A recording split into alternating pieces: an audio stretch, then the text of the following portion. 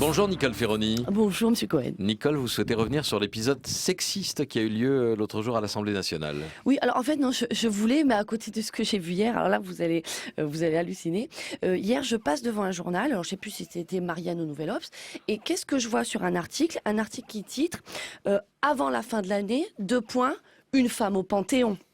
Oui. Eh ben, vous voyez, j'ai fait la même tête que vous. J'ai dit, non, mais alors là, je me suis dit au début, franchement, je me suis dit, c'est une coquille. Je me suis dit, peut-être que le mec, il voulait écrire une flemme au Panthéon. Peut-être que, voilà, tous les employés sont atteints de mononucléose au Panthéon et que ça crée de la flemme, il voulait écrire ça. Je me suis dit, parce que là, il y a méprise quand même. Et c'est ensuite, d'un coup, quand j'ai vu que tous les journaux de la semaine, il y avait Le Monde, Le Figaro, Marianne, qui parlaient tous de mettre les femmes au Panthéon, je me suis dit, ah ben ouais, d'accord. Et ben, ça, pour une méprise, c'est une méprise. Je crois qu'on ne pouvait pas être plus méprisant envers les femmes que de les mettre au Panthéon. Ah bon ? Parce que qu'est-ce que c'est, Monsieur Cohen, le Panthéon? Moi, je vais vous dire ce que c'est.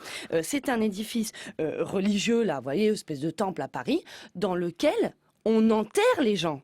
Donc en fait, quand on vous dit on veut mettre les femmes au Panthéon, on veut ni plus ni moins vous dire qu'on souhaite enterrer les femmes, qu'on souhaite enterrer la condition féminine.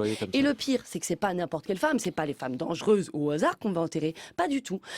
Les gens sont appelés en plus à voter pour les femmes qu'ils aimeraient voir au Panthéon. Ouais. Je vous jure, j'ai lu l'article, j'ai devant. Monsieur Bélaval, président du Centre des Monuments Nationaux, donc propose à François Hollande de ne panthéoniser que des femmes.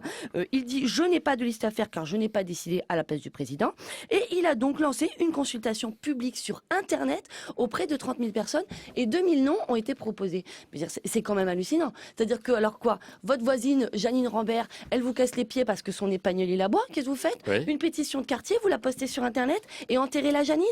Et après, ça sera qui? Après, votre femme, elle rate le gratin dauphinois, enterrez. Votre mère, elle veut pas vous acheter un scooter, enterrez. Mais je veux dire, réfléchissez. C'est-à-dire que si ça se trouve, peut-être ça sera vous. Enfin, non, parce que vous n'êtes pas une femme. Mais moi, je me suis dit, heureusement quand même que les internautes, ils ont quand même une morale et qu'ils ne proposent que des femmes mortes, hein, comme aux lames de Gouges ou Edith Piaf. Mais si ça se trouve, ils allaient me proposer et moi, à 31 ans, j'allais me faire enterrer. Alors, même si, je vous l'avoue, c'est quand même bien pour la carrière d'être au Panthéon. Enfin, sauf pour les femmes, parce qu'elles, elles y sont.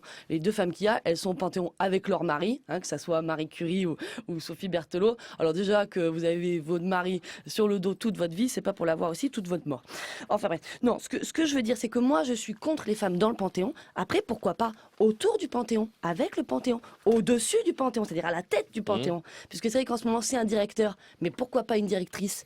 Moi, vous savez, je ne suis pas pour la parité au tombeau. Je pense que nous cherchons surtout la parité au boulot. Et ça, c'est une bonne question. C'est-à-dire que moi, je pense que faire rentrer les femmes au Panthéon, oui, mais par la beurre, pas par la mort.